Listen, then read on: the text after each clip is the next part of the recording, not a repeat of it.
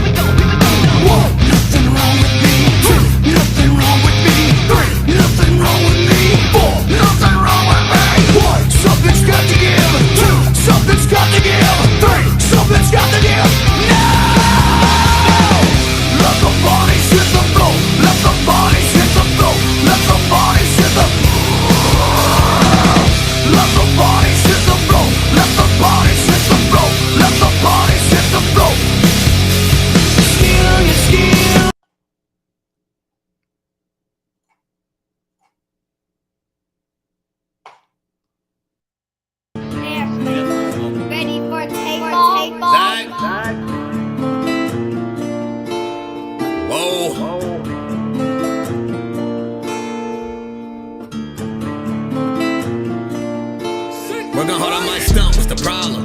I ain't had shit to show, being modest.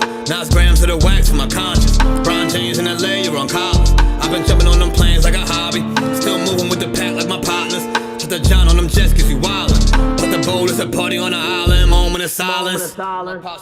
So good, get back to the topic. Grew up, it was me and Flocka. Grandma's and Big T, this my mama. I ain't even for the pain when my pots flipped. Knew his name, that's it, never bothered. Mom said, you the man, son, you got this. Ever since I found a way to go and pop shit.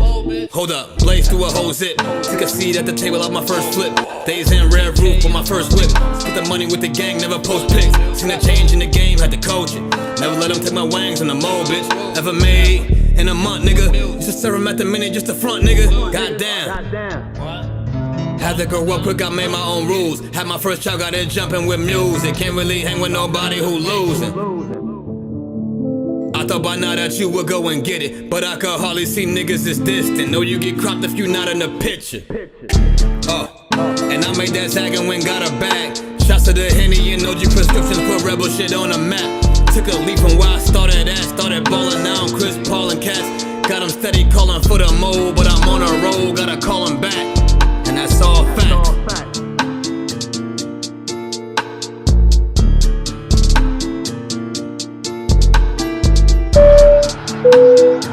Ladies and gentlemen, welcome aboard. All carry-on items should now be stowed securely, either in an overhead bin or under the seat in front of you. All aisles, exits, and bulkhead areas should now be clear. All electronic devices should now be turned off and stowed, as they may interfere with the aircraft's navigational and communication systems. Once airborne, we'll let you know when you may use approved electronic devices, but note that some items may not be used at any time during the flight. You'll find a list of approved devices in the in-flight information section. May I have your attention, please, for a very important public service announcement. We are taking over the internet, and the United States champion of word wrestling entertainment has returned for another edition of the Pocket Locker podcast. I am your host with the most, all the way from the East Coast. And as always, folks, I am in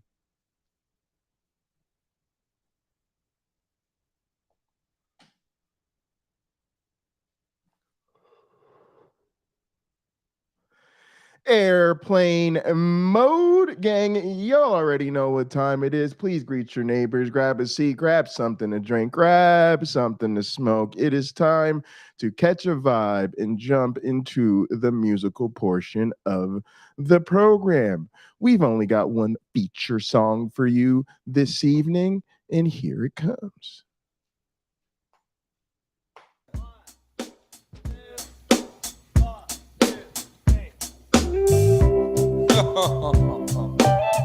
That's all right.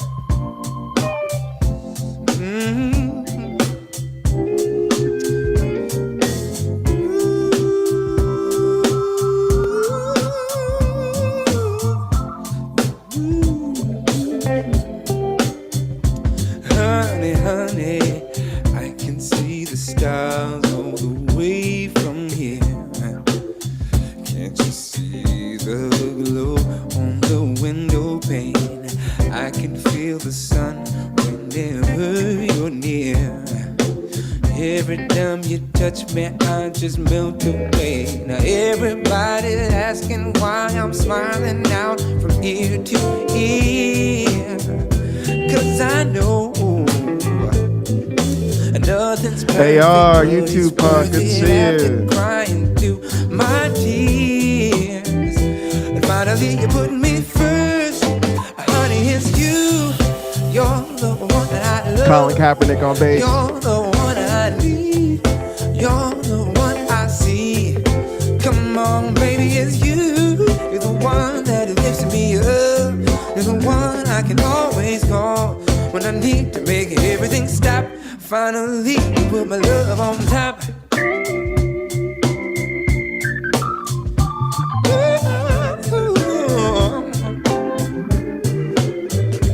Baby, baby, I can feel the wind whipping past my face as we dance the night away. Girl, your lips taste like a night of champagne. Carrie Ann is in airplane mode. As I kiss you again and again and again and again. Now everybody's asking why I'm smiling now from ear to ear. 'Cause I know nothing's perfect, but it's worth it after fighting through my tears. Finally you put me first. Honey, it's you. You're the one I love. You're the one I need. You're the one I see. Come on, baby, it's you. You're the one that lifts me up. You're the one I can always call when I need to make everything stop. Finally, you put my love on top, baby. You're the one that I love. You're the only one I need. You're the only one I see. Come on, baby, it's you. You're the one that lifts me up. You're the one I can always call when I need to make everything stop. Finally, you put my love on top, baby. You're the one that I love. You're the only one I need. You're the only one I see. Come on, baby, it's you. You're the one that lifts me up. A phenomenal performance. I can always call when I need to make everything stop. Nice, nice, nice. Love it, love it. Love to see people doing it live. All righty then, gang. We are going to jump straight into the main event of the evening. All right. And we're actually bringing you a new content creator for us. Haven't seen her on this channel. It's called Philosophy Tube. This is called The Rich Have Their Own Ethics. Subtitle is Effective Altruism and the Crypto Crash. Gang, go ahead and drop us a comment, drop us something in the chat, and let it answer the question of the day. Let us know, have you invested in cryptocurrency? I haven't. Can't say can't say I'm much of an investor, but so far I dodged the cryptocurrency troubles. Although not for lack of effort, like seems like half the people you meet on social media or on a dating app these days are actually just trying to get you to invest in crypto. Like, I don't know when that became the thing, but it said very bad things about our future as a social species and cryptocurrency.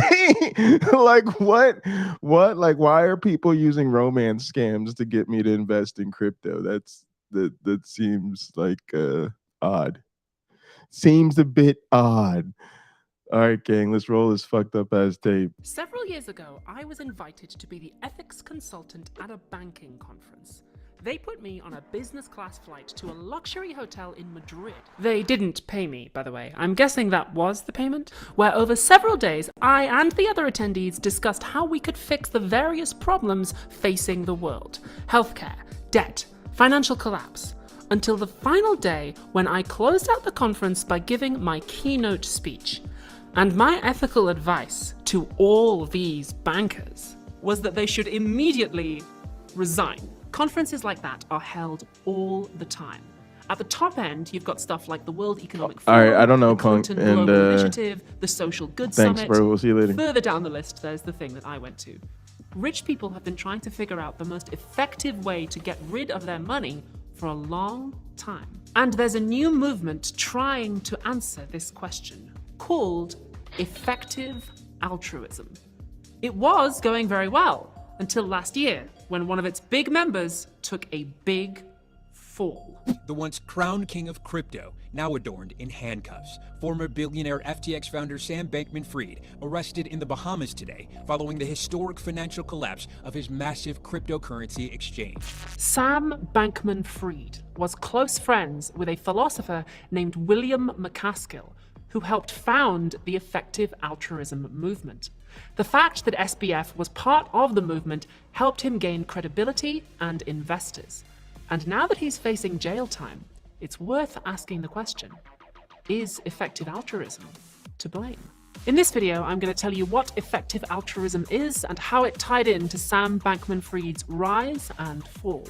I'll give you a detailed review of MacAskill's best-selling book and also talk about another idea called long-termism, which tech billionaires like Elon Musk say is the future of humankind.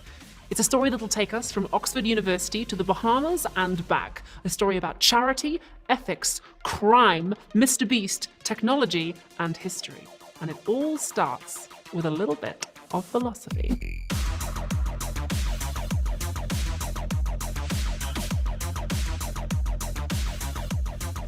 All right, but this is what we need more in the philosophy scene. Like, we need more of this dynamism, the presentation, the over the topness, man. Your philosophy bros are so goddamn boring. This is how you get my attention. I appreciate the content, man. Working hard over here. Today, the effective altruism movement is huge, with tens of organizations and hundreds of members controlling millions of dollars. They're often in the press, in no small part thanks to SBF paying Vox $200,000 to write a bunch of articles on them. And their star philosopher, William MacAskill, wrote a best-selling book called What We Owe the Future, which was recommended by Elon Musk himself. That's how you know it's good. But the movement started from comparatively humble beginnings in 2009 at Oxford University, when MacAskill was thinking about ethics and charity and how to help the poor. And yes, I am going to continue pronouncing that word poor because I am from Newcastle, and I'm going to continue pronouncing that word Newcastle because that's how it's friggin' pronounced. Let me walk you through an example of the way effective altruism thinks. Twitch streamer and friend of the show, Finster, recently announced a $50,000 giveaway to help trans people in the UK get better healthcare. That money could have gone to anything, but that particular cause was Finster's choice. The trans community has been incredibly welcoming and accepting to me and me doing what I do. And I have good news. Turns out I'm not giving away $25,000. I'm giving away $50,000. Most charitable donations work like that. People choose a cause that's close to their heart. But effective altruism says we should be a little bit more rational. Let's say you've got a choice between two charities. You can either donate to one that trains guide dogs for the blind in your neighborhood, or one that gives people in developing nations medicine when they have trachoma, an infection that causes blindness. Training a guide dog takes about $40,000, and curing someone's trachoma costs about $50. So for the cost of one guide dog here, you could save about 800 people from blindness there.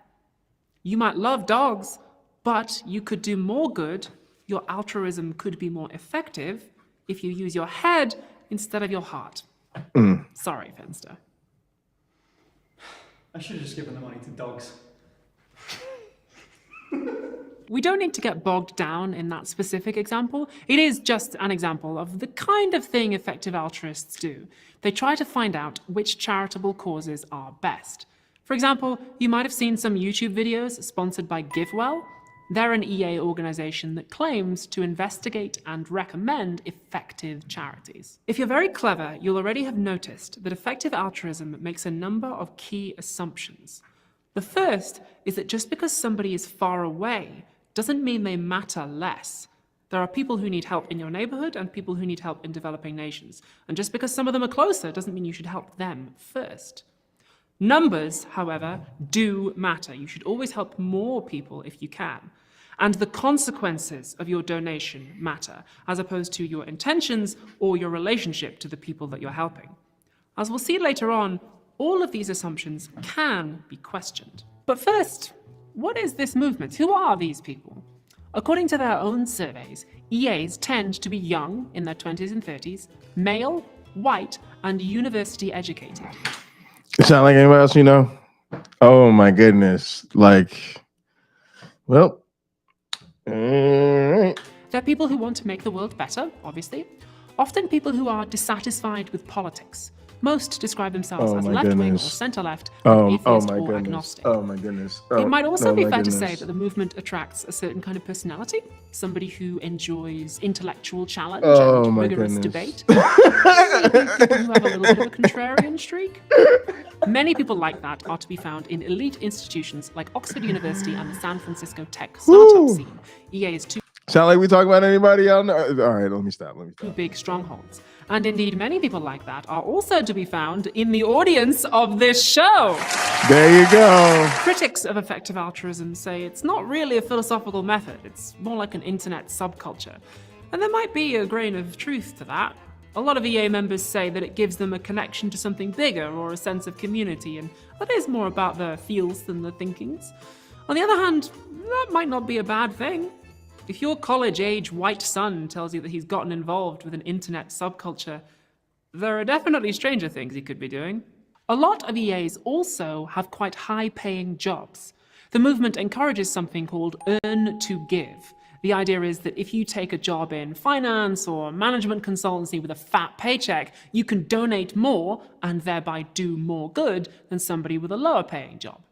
I mean, you shouldn't make landmines for children, but the idea is find a morally neutral or good job that pays a lot and donate on the side.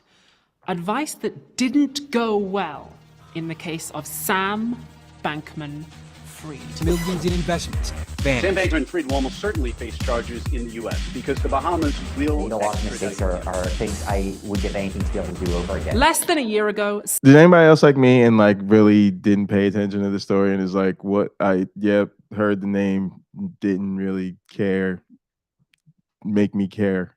Sam Bankman-Fried was one of the richest men on Earth, with a net worth of more than $26 billion. Damn. He founded a crypto trading company called FTX, which quickly became one of the largest crypto hubs in the world. But at the end of 2022, it all came crashing down. In a matter of days, FTX tanked, and Sam was arrested on multiple counts of fraud and money laundering. Allegedly, he was using his clients' funds to gamble on the stock market, like the bad guy from Casino Royale. And when authorities finally caught up with him, they found him whipping Daniel Craig's balls with a length of rope. The collapse of FTX may have sent crypto into an irreversible decline, only time will tell. And it also sent ripples through the effective altruism movement. To understand why, we need to go back to the beginning. When SBF was still a student, he was considering a career in animal welfare when he happened to meet William McCaskill, who told him he could earn to give by going into finance. So Sam started a trading company called Alameda Research, and then he started FTX. He let his ex-girlfriend run Alameda whilst he ran FTX from the Bahamas. Because it's just so nice there. You know, I'm sure the fact that it's outside American Financial Authority jurisdiction had nothing to do with it. Just to make sure, I sent Philosophy Tube's lawyer, Trixie Mephistopheles, down to the Bahamas to form an expert opinion. Trixie, how's your investigation going? Doing great! FTX's job was to let customers convert crypto into real money and back, whilst Alameda's job was just to trade the stock market. They were supposed to be separate operations, but long story short, it now looks like those two companies were secretly working as one. Alameda was losing huge amounts of cash, and FTX was secretly transferring billions out of the back door to keep them afloat. Meanwhile, Alameda was buying cryptocurrency to keep the price of FTX's assets artificially high. Kind of like double dipping on the salsa, but also, I stole your chips. When the news broke, people started selling their crypto, and FTX didn't have enough money in the back to give them their cash because they'd sent it all to Alameda. They filed for bankruptcy, and now they owe money to more than 1 million people, including a $55,000 tab at a Bahamas resort called Margaritaville. Sam Bankman-Fried and his associates were arrested and charged with fraud, which he says he didn't mean to do. His associates pled guilty almost immediately, and Sam himself will stand trial later this year. Fun fact, his lawyer is the same guy who represented Ghislaine Maxwell. Nice. And it was McCaskill who started him down that path. Ironically, by trying to do good, McCaskill ended up contributing to a very great harm. That's the law of unintended consequences, and it's almost as strict as the law of securities fraud. The big investors will probably be fine, but the little guys who tried to get into crypto and lost everything, they're the ones who... Yeah, that fucking sucks. It might be tempting to laugh, but we should remember that anyone can fall victim to a real scam. victims. SBF used effective altruism to present himself as someone who cared about ethics over profit. He pledged a lot of money to EA-approved charities, and he may even have been sincere. But a lot of people in the movement were pretty disappointed. It looks like the money he promised to charity isn't coming, at least not before somebody pays back Margaritaville for all those pina coladas. William McCaskill publicly denounced his former friend, and some critics even accused the entire movement of being a scam. The community is a relentless grift. It has billions in the bank, a palatial estate in Oxfordshire, and links to some of the richest people on the planet. Hundreds of millions of dollars are poured back into the community for movement building, and leading EAs, while presenting themselves as modest and self-sacrificing, flew in private jets, bought hundreds of millions in Bahamian real estate, and were offered literally millions from tech billionaires to boost book sales. If you want to do good in the world, and you should, steer clear of EA. Anybody else get that feeling like we're talking about a church or a cult up in this bitch? Like, did it not hit you very church-like?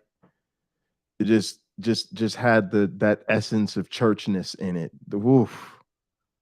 Harsh words. And maybe a little bit too harsh? There were people within the movement who said from the start that getting involved with crypto, and SBF specifically, was a bad idea, especially after Ben Dello, another crypto billionaire and EA donor, pled guilty to money laundering. I don't think it's fair to say that the entire thing is a grift. There were people who spoke up and tried to do the right thing. The problem seems to be that the movement's leaders didn't listen to them. Going back a few years, it seems like this is a recurring problem. A recent article in Time magazine details allegations by several women that they were harassed or abused by prominent men within the movement, and that when they spoke out, they weren't listened to. In 2021, the philosopher Zoe Kramer wrote a paper criticizing certain aspects of EA methodology. She was a member and thought they'd appreciate some constructive feedback, but the reception she got was pretty chilly. The EA community prides itself on being able to invite and process criticism. However, warm welcome of criticism was certainly not our experience in writing this paper. Senior scholars within the field told us in private that they were concerned that any critique of central figures in EA would result in an inability to secure funding from EA sources such as open philanthropy. We don't know if these concerns are warranted. Nonetheless, any field that operates under such a chilling effect is neither free nor fair. Having a handful of wealthy donors and their advisors dictate the evolution of an entire field is bad epistemics at best and corruption at worst. Writing a critical piece should not incur negative consequences on one's career options, personal life, and social connections in a community that is supposedly great at inviting and accepting criticism. Seems like the FTX disaster isn't the only time that EA's leaders haven't listened to the membership. McCaskill responded to Kramer, saying he's aware of this criticism and he wants to start actively funding critics in order to strengthen the movement's ideas.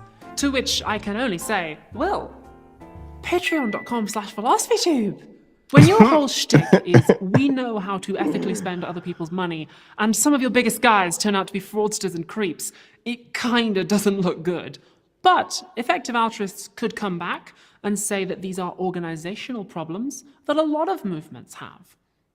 But the ideas are still good. Maybe there's work to be done in terms of how they're implemented, and also making sure that everyone in the movement is safe, but the goal is still worth striving for. And if this were a different video essay channel, that's probably where I'd leave it. I've told you what effective altruism is and why it's in the news, so now's the part where I say Instagram, TikTok, Patreon, Nebula, bish bash bosh. Same those Ko-Fis, click the video, click the subscribe, hit this thumbs up, do the shares. Love you guys, appreciate it. But this is Philosophy Tube, and on this show, we like to go a little bit deeper. Everything I've told you so far is not the full story. There are bigger questions for effective altruism, not just as a movement, but as a philosophy. One big question in particular, which I'd like to tease out now by taking a detailed look at McCaskill's book and turning our minds towards the future. Okay, I'm also like I know it's like a different context because they're not in America, but especially over here, it's also really problematic how this is basically used as like tax shelter, right? So like these people like pick causes that they want to throw their money at, and then they have a write-off, and so they don't actually contribute to the tax base. And maybe that would, be one aspect, right, of keeping your money in your community, and also like helping to fund the actual services that will, it's so weird because it's like it sounds very unsexy, but it's definitely a way to have your funds contribute to a broad range of services for a broad number of people. But anyway, it's like, yeah, I want these people to pay their taxes is pretty much it.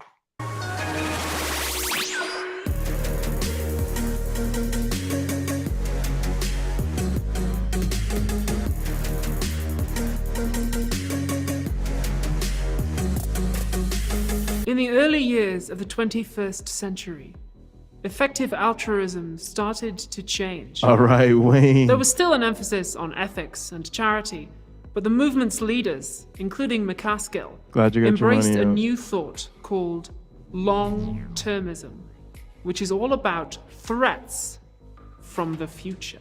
McCaskill says we are living at a critical time. Mammal species typically survive about 2 million years, and humans first evolved about 200,000 years ago, so we're pretty near the start of our story. But recently, we have acquired the power to destroy ourselves. If we're not careful, we might not make it much further. We're like teenagers, he says. Super pretty. The decisions we make now will profoundly affect the rest of our lives. so we need to be careful. The trillions of human beings who are yet to be born are counting on us. So if you want to do good, the most effective thing you can do is safeguard the people of the future. Long-termism is about taking seriously just how big the future could be and how high the stakes are in shaping it. What we do now will affect untold numbers of future people. We need to act wisely. I'll start with what I liked about the book. McCaskill has some interesting discussions of the ways that technology can affect society's values. The idea is that when you create a piece of tech to do a job, it becomes more difficult to ask, should this job be done? We talked about that on the show last year in my episode on transhumanism. I do wish he'd gone into a little bit more detail because there are other philosophers who've talked about that before. Bruno Latour, Evgeny Morozov, Good Martin shit, Heidegger, Carrion. and he doesn't mention any of them. But it is interesting stuff. Some of McCaskill's critics have accused him of deliberately downplaying the threat from climate change, focusing too much on the future and not enough on the right now. And he is a little bit tame compared to certain other writers. He likes the idea of non-violent protest and green non-profits. Just compare that to the philosopher Andreas Malm, who we talked about. Yeah, I don't see any way people in the future don't absolutely hate us, right? Like we seem to be making their lives a lot worse, and our own along the way, but definitely in enough ways that I don't think there's going to be any doubt about it. On the show last year, he wrote a book called How to Blow Up a Pipeline. So McCaskill's a bit reserved compared to others working in the field, but that's not necessarily a bad thing. I think it's a stretch to say that he deliberately downplays it, and he even says this. In order to solve climate change, what we actually need is for companies like Shell to go out of business. Based. I also think he effectively handles one of the big challenges to long-termism. A challenge that's often posed to effective altruism classic as well. It goes like this. Suppose a homeless person asks you for money and you've got £3 in your pocket, but you're a dedicated, effective altruist. So you say no, because you don't know what they're going to spend that money on. You don't know the consequences of that action. Instead, you put that money towards buying malaria nets for somebody 3,000 miles away. A critic might say that you've missed the point of morality. A human being asked you for help and you ignored them. You could have given them that money. You could have given them something more valuable by looking them in the eye and saying, I'm sorry, it's all I've got on me right now, but I hope things turn around for you. You could have given them your respect, even if it wouldn't have the optimum consequences. Isn't morality about human beings and the way that we treat each other? I mean, what about justice? What about generosity? What about kindness? I mean, yes, you might say there's arbitrary emotional attachments, but isn't having arbitrary emotional attachments what being human is all about? I mean, we might as well let the computers take over if you're just going to make all your decisions like frickin' Spock. Finally, someone agrees with me. And what this amounts to is rejecting the idea that consequences are the main thing that matters when it comes to charity. We can make this same objection specific to long-termism too. McCaskill worries about future people, but future people, by definition, do not exist. We can worry about the consequences of our actions for children who are alive now, but the people of the 31st century are imaginary. How can we say that they have rights or they should be treated a certain way? That's not to say that we should never think about the future. Just that if we do, then protecting them is a bit of a weird way to structure that conversation because there is no them. Again, isn't morality about real people and the way that we treat each other? McCaskill has quite a good response to all this. He says, yes, doing ethics about the people of the future can seem a little bit... And I gotta just say, like, especially like given the demographics of these people too, like how is it just like how is it like so not so much more obvious to like help people now, especially like marginalized people now? Like what kind of like fucked up ass feedback loop are these dudes stuck in where, right? Because this isn't for most people, like, isn't it just like, you know, you kind of would rather the more powerful, you know, emotional high, for lack of a better way of putting it, of like helping someone now and being able to see the difference it makes in their life, rather than investing in trust fund babies of the future. bloodless and abstract, but it kind of has to be because of the impact that we all have every day on the future. If you live in a city, then by choosing to take Yeah, I public like transport that, to work Lena. and back rather than drive, over the course of a year, you will ever so slightly impact the schedules of tens of thousands of people over hundreds of days. Statistically, it's likely that on one out of those tens of thousands of person days, Gary. the person you impacted had sex and conceived a child later in that day, and you affected ever so slightly the timings of that conception, changing which sperm met the egg, and thus changing who was born. That different person will then impact the schedules of millions of other people, changing what children they have, and so on in an identity cascade. Past a certain date, everyone who is ever born will be different from who would have been born had you chosen to drive instead, and the entire course of future history will be different. Wars will be fought that would never have been fought, monuments built that would never have been built, works of literature written that would never have been written, all because you chose to take the bus. Philosophers call this the that's crazy. non-identity problem. Our actions don't just affect what kind of lives people in the future will lead, we affect who they will be. So any discussion about future people kind of has to miss out on their individuality because it's constantly in flux. This point was originally made by a philosopher called Derek Parfit, and McCaskill's discussion of it is quite interesting. Although, just because you're summarizing what another philosopher... Her storytelling is really good. I honestly forgot that we were in the middle of a philosophy lesson, and she's just like brought it back to the philosophy. That was slick. I see the teaching tactics with the infotainment package. Very good, slick. said in an entertaining way. You did a good one. That doesn't make you clever. Again, though, philosophy, bro, step your game up. I mean, obviously it's a super high bar, but I'm just saying, like, do the philosophy conversations we have, do they really have to be so boring all the time? Oh, I just can't. Y'all know me. I'd be dipping out and be like, oh, y'all doing the philosophy thing? All right. Well, we'll see you later. What? Turning now to what I didn't like so much about the book, you can kind of tell it was written by a man because there is almost zero discussion of reproductive rights.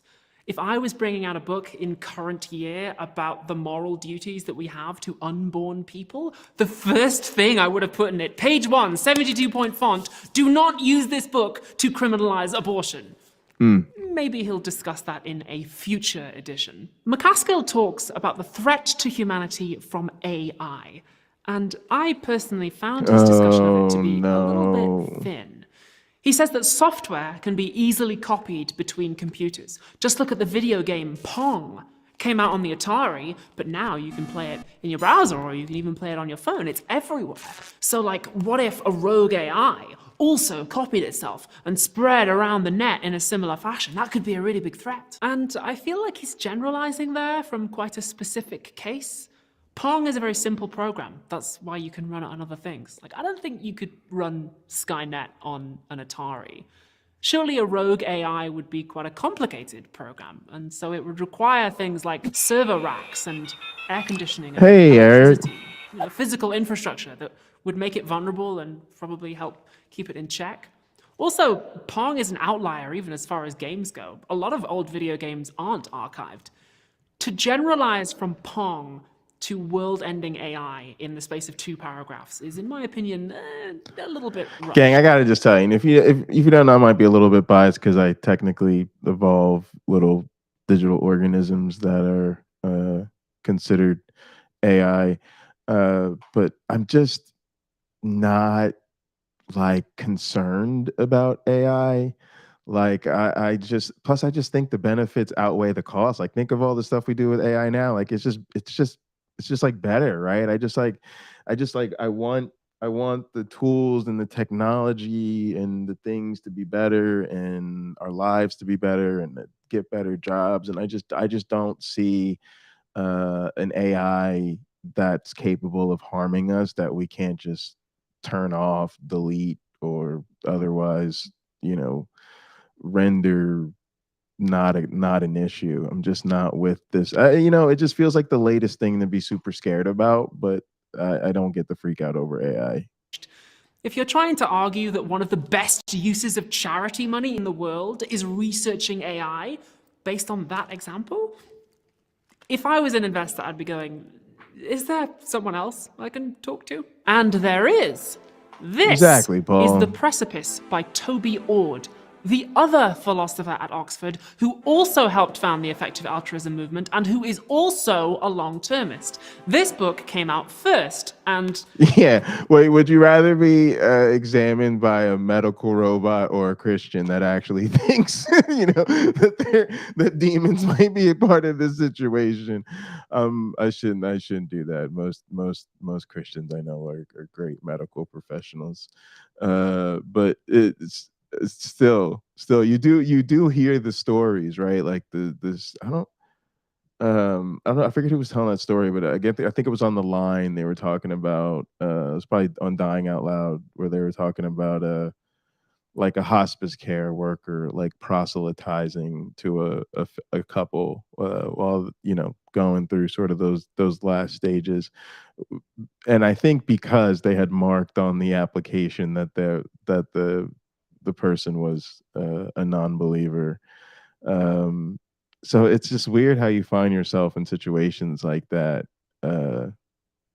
And yeah, I'd rather have a bot. Definitely rather have a bot, it's basically McCaskill's, but a little bit better. I don't think that McCaskill is ripping Ord off, but McCaskill said humanity is like a teenager. Ord said it first. McCaskill says that technology can lock in bad values long term. Ord said it first. Ord has a whole discussion about asteroids, which exactly. McCaskill reproduces almost exactly. But I found Ord to be more persuasive. He's more detailed, he considers more points of view. He doesn't put all of his eggs in the consequences basket, so he doesn't necessarily have to muck around with a non-identity problem. His discussion of AI is stronger too. He says, yes, a rogue AI would require things like server racks, but it could manipulate people into giving it them. Russia, or whoever, could right now create a deep fake of the president saying something outrageous and spread it on social media to try and... Oh, okay. All right. That is a bit terrifying. When you put it that way, right? Because what you got me thinking about is Trump, right? Think about like Trump's dumbass, right? And what he has been able to convince people to do. Now actually take a fucking, I don't know, I guess somebody created a fucking megalomaniac fucking power hungry AI. But yeah, if it did enough of like the deep fake shit and stuff and then like started a like underground like QAnon campaign, Americans are stupid. It's not really the AI that is the problem in this scenario. It's the fact that we're so stupid. Why are people so dumb? Like, I'm not worried about it's not the AI. It's just the fact that we don't have the people skill. Our people not all the way there all the time. They're not, I don't really trust them. That all right, let's just keep it. But all right, I'm gonna give it to that. That's a little, I gotta think about that. I gotta think about what happens when the AI realize there's MAGA idiots and Christ the fascists that will send them lots of money and make sure that they get their way and take up arms for them and shit like that. It's gonna be a problem. Manipulate people. And if a person can manipulate people, then a rogue AI could too. Welcome to the 2032 presidential debate. For the Democrats, Alexandria Ocasio-Cortez, and for the Republicans, a chatbot made of everything Tucker Carlson's ever said. If you're looking for a book about long-termism, I would say get this one. My official review of McCaskill is that it's interesting, but the intellectual content is at times a little bit lacking.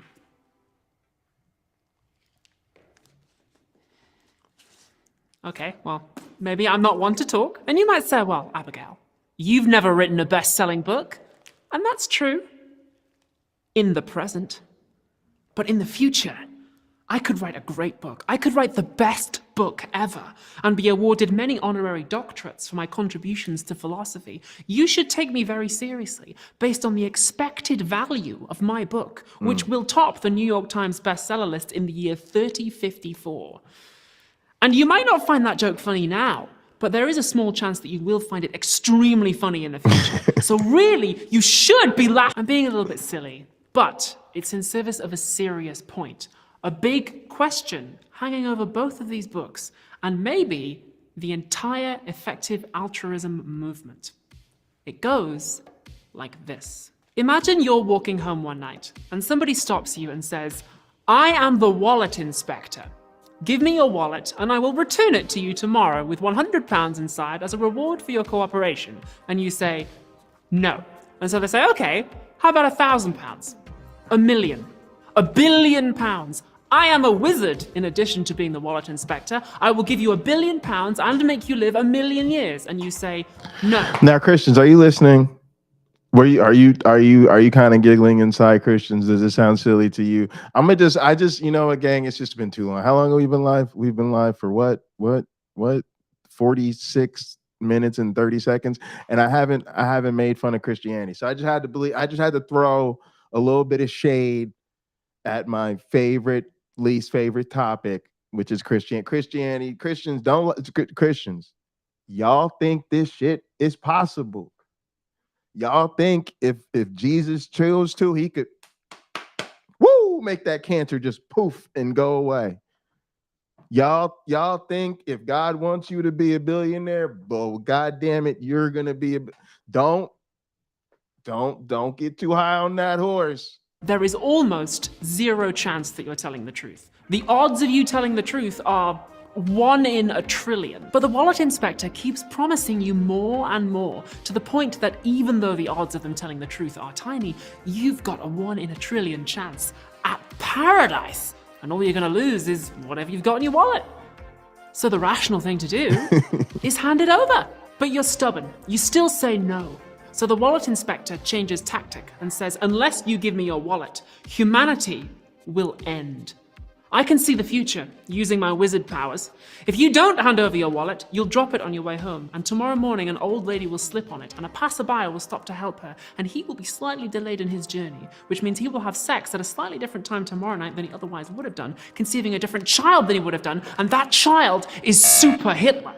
So unless you give me your wallet, the future is doomed." You might think that the odds of my telling the truth are infinitesimally tiny, but the risk to the future is huge. This is like this is like apologetics on steroids. This is like Pascal's sperm wager or some shit like that. Also, like that philosophical thing, it makes so much sense, but like what does that, where does that leave us? Like, you know, like if your penile parent would have done like a couple extra thrusts, like would you be a totally different person? Or if they had a different meal that night, then like it's a lot to take in, even though can't say I haven't thought about it before. You know what? Every once in a while, you philosophy people, you get us caught up thinking about the stuff that y'all be thinking about way too much. But this is entertainment. This is entertaining. I have to like reflect on this tonight. I'm gonna lose just a little bit of sleep tonight. Just a little bit of sleep tonight, because I have to actually admit that philosophy people can be entertaining. I didn't actually think this was possible. This is technically this is shattering my whole worldview, because I swore nothing entertaining could come out of these philosophy conversations. Oh my goodness, they're just so.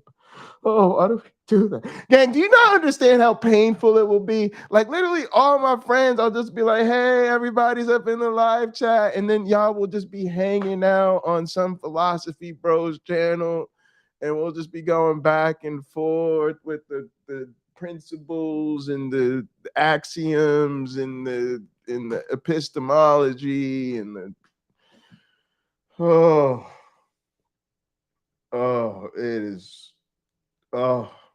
it's actually terrible. It's too terrifying.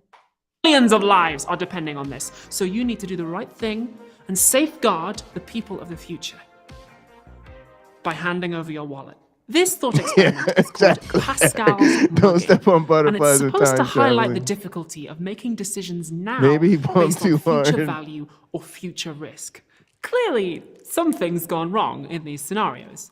And in a footnote to McCaskill's book, he says that we should just put such cases to the side. But I'm not satisfied.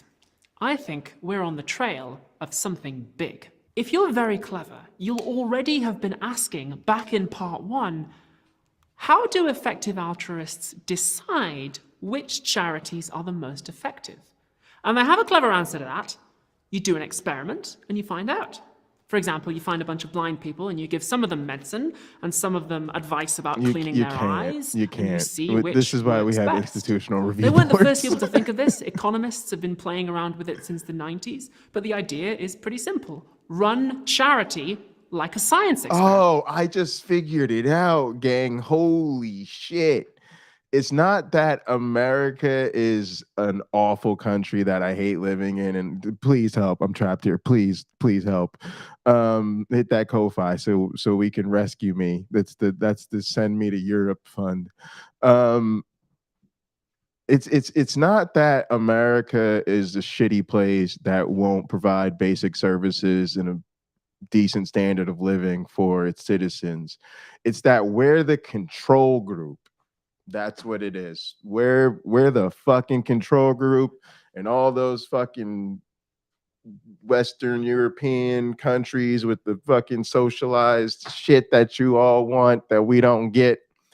That's what this shit is. And that shit never would have got through the IRB. And this is why you don't let the government do research. Thing is, there are some tactics for helping the poor, like medicine, that are easy to study. But what about things like reforming political and financial systems? That might help the poor a That whole guy lot, won out. maybe Exactly, even more than Lena. charity. Let's get up out But of here. it's tough to study that terrible. without actually doing it. Critics say this results in measurability bias. EA tends to favor short-term, small-scale interventions that don't tackle the root of the problems. Some of those short-term interventions don't last or have long-term negative effects. This is all to say that it is by no means settled what effective actually means. And in fairness to them, some EAs are aware of this and they do talk about it. But none of the EA philosophers I've read quite seem to understand the depth of this issue.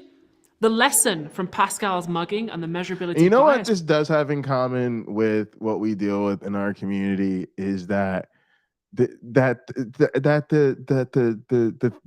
attempt at rational thinking and holding rational thought as like the epitome of the human intellect, it runs amok, and you end up overthinking just basic human shit. And I think that this is what happens sometimes when people don't realize, like when they ask for like an argument in support of, say, like as a marginalized group in a social issue or something like that. And we'll hit them like, you're just a fucking asshole. And they're not used to that, because they literally in their mind, like, it's you're supposed to be able to have an argument that something is the most rational fucking position. And just saying that, all people get all human rights because duh, it is not this just doesn't satisfy them. Like, it's not, you don't have to think hard enough to get there or something. I don't know. I'm just saying that it's when philosophy goes wrong. problem is that evidence and reasoning will only get you part of the way. What gets you the rest of the way is clout. Given incomplete evidence, who can fill in the gaps to tell the most persuasive story? Persuade you to give them your Yeah, money. and this is the story again of fuckface Donald Trump. Like, this is exactly how we ended up in this problem with fucking Trump. He is nothing other than a name to throw on shit. And when that name finally became synonymous with the quality of the fucking company and all of that shit, it became dog shit. Then it was resurrected through reality TV, which is literally the most fakest shit ever. We were watching a documentary the other day about some MTV shit, and it was so funny because the person running it, they were like, MTV was focused on scripted reality television. Oh, everybody knows it's the fakest shit ever. So then we made the fucking paper fucking billionaire Donald fuckface Trump, like, and then that name became enough for people to think, oh, you know what, let's make this guy fucking it's just terrible. It's just terrible. But by the way, the man's going down. The man's going down. 91 charges. Oh my goodness. And they might indict his ass again. He might break 100. The man is going down. You know who don't play with Trump? You know who don't play with Trump? My main man, Rico. Rico ain't playing, dog. Rico don't fuck with Trump. Yeah. When Trump see my man Rico in the courtroom, shit's going to get very, very real. And if clout is what's filling in those gaps, that prompts the big question. Who has all the clout?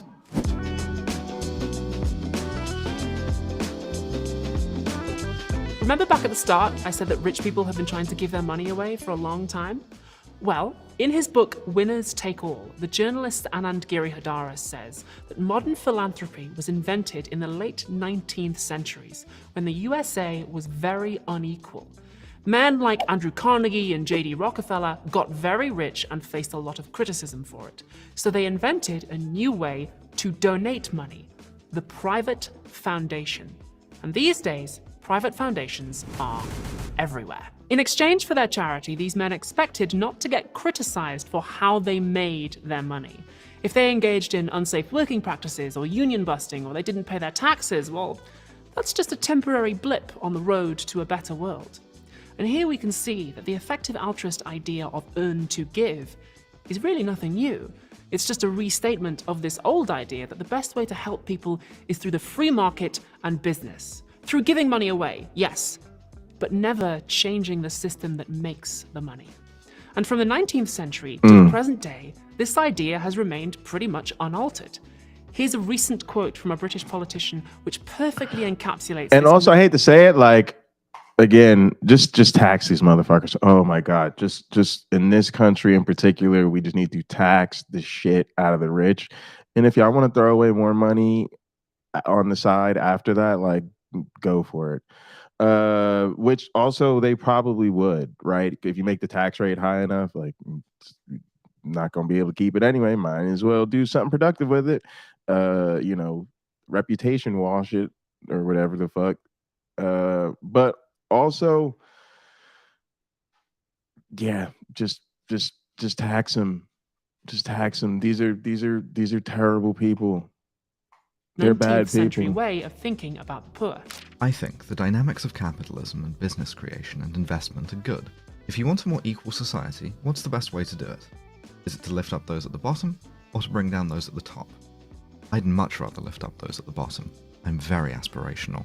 Giridharadas points out that if you want to get invited back to the banking conference, if you want to do TED Talks and corporate speaking gigs, if you want book deals and a high-paying job, if you want newspapers to support your political party, you kind of have to toe that line. Don't talk about Lenin at the banking conference. Yeah, exactly. Now, this is where I wanted to touch on before, was the other thing that is hard for us is that our entire political system is based on this, right? Like, at the real end of the day, there's so many there's so many offices at every level, from the presidency all the way down to just, your local city council and school boards, and because of the way they're dependent on the parties, right? That is just so entirely dependent on this class. And so that's a whole nother thing you could write a video essay about, is how the political system is inherently funded by what's supposed to be essentially altruistic efforts of corporations. And again, they just they don't have to pay their taxes because of it. It's so stupid. If Why you do we want let this clout, happen? that world is where the clout is. If only I had told that conference what they wanted to hear. Somewhere in a parallel universe, there's an alternate version of me, and she doesn't have any integrity, but she does own a house. I think that effective altruism is very well suited to that world. McCaskill's book in particular. There's almost no politics in here. It's very win-win, very business-friendly, because it's a fusion of those 19th century ideas about poverty with modern development economics and some ethical philosophy. I'm sure McCaskill would come back and say that effective altruism is about following the evidence. If it turned out that the best way to help the poor was through socialist revolution, well, then he'd be all for it. But remember measurability bias. The evidence only takes you part of the way. And when there are gaps, it's that world of business clout that rushes in to fill them. This might explain why EA was such an easy mark for crypto. The cryptosphere is powered by hype about how we're all gonna make it. Sometimes that hype is pretty unrealistic. It might also help explain why a lot of the charities they recommend are run by Westerners instead of by the people on the ground. EA has indoctrinated its followers to strictly support a small, select list of charities that have been labeled most effective by the movement's own charity raters, like Give Well, Giving What We Can, The Life You Can Save, etc., of which the named charities right now are all Western. If you randomly Now, and also, please tell me how many of these are right-wing, conservative-leaning organizations, because I'm gonna guess the vast majority. I'm gonna be willing to bet on my few harder and definitely not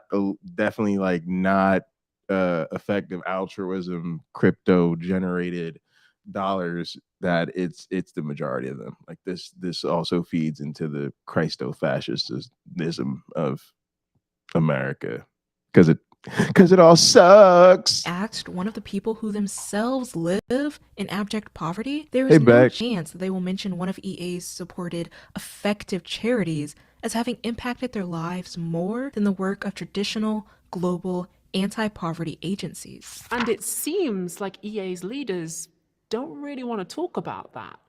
McCaskill and Ord write a lot about progress and humanity's potential, but they say almost nothing about who gets to define those concepts.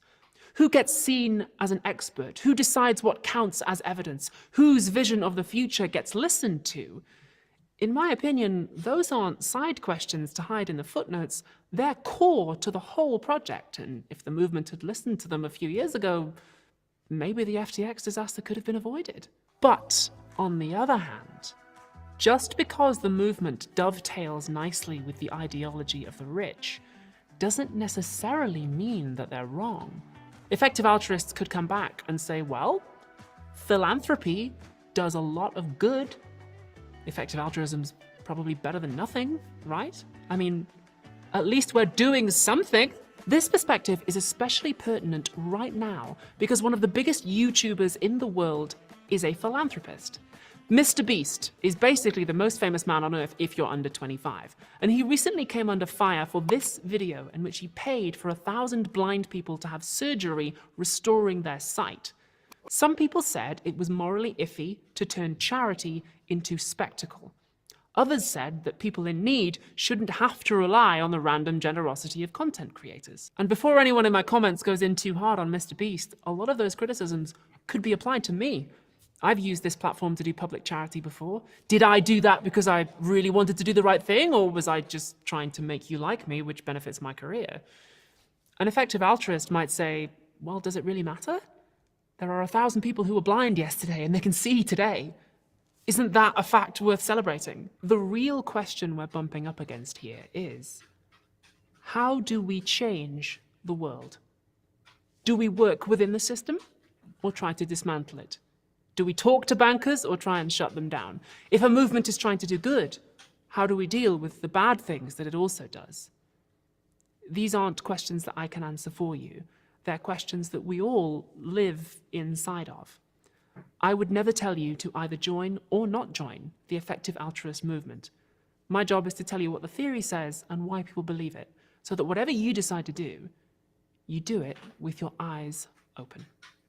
I'm very intrigued by this topic of who gets to tell stories. And I got to tell my own recently. I wrote a play called The Prince, which was on in London. It's about a bunch of characters in a Shakespeare play who start to realize that they're all stuck inside a play. And we were struggling to finance the show until I went to a streaming service called Nebula and said, hey, what if you guys paid for it and then filmed it and hosted the film on your streaming service? They took a chance on me as a new writer, but it paid off because the show immediately sold out, made a profit, and won a whole bunch of awards. Like, absolute dream scenario. So if you would like to see that show, you can at go.nebula.tv/theprince. That's where it'll be, along with every episode of Philosophy Tube, which gets uploaded to Nebula early and without ads. And not just Philosophy Tube either. There's loads of creators on Nebula. Remember Lindsay Ellis? Used to make really good video essays, then retired from YouTube? Well, she's back, making new content exclusively on Nebula. And there's more. Chat, do any of you watch Nebula? Any had a red carpet or any of you subscribe to this Nebula-ness since we're gonna live through this capitalism premiere apparently? in New York City for The Prince, and Nebula subs got It was a free really good video. tickets. We'll So, let her Nebula's good. It's $2.50 a month if you get the annual plan, Go which ahead, is do your absurdly thing, cheap compared girl. to other streaming services. It helps me out, it helps the crew out, and it's a very effective way, haha, of spending your entertainment budget. Everybody All right.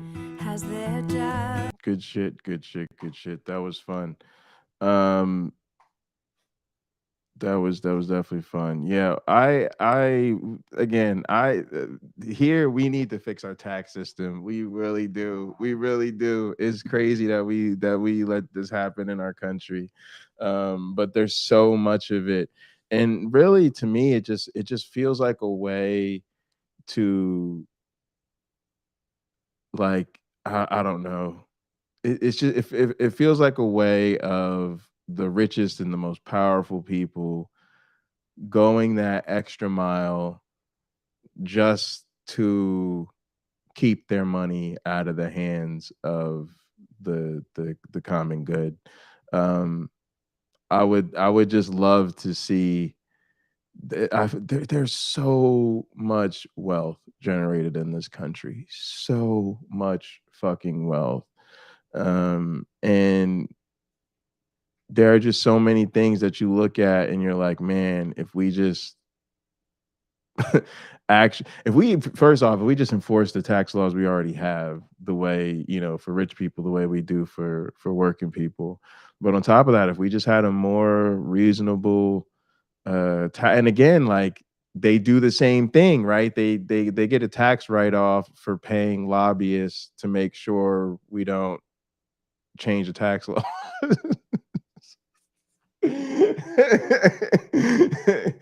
Yo, it's fucked up like that, man. It's going that extra mile just to make sure nobody gets a hand. So it really fucking sucks. Yeah, I think you got to eventually. Hey, the one thing we got on our side is there's way more of us that are not rich that can't EA our way out of taxes and everything else. But yeah, this was all, also there's a lot of victims here, obviously, with the crypto scams and the getting people to buy into something that's ultimately fraudulent.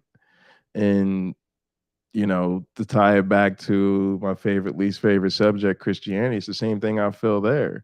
Like, when are we going to take the victimization seriously? When are we going to realize real people are being parted from their real hard-earned money in favor for some fraudulent bullshit? Like, if we took that shit seriously, we would think it was more important to get people out of cults than to make sure we're so polite that we enable the indoctrination. That it drives me crazy. And it's the same thing here. To me, like, we should almost be in a situation now where we're shaming people who have more resources and can afford it, that they're not paying their fair share, to the point that they actually support more serious more serious code. That's actually happened in the past, right? When you actually had rich people and people in power who supported more progressive policies and the social safety net we have now.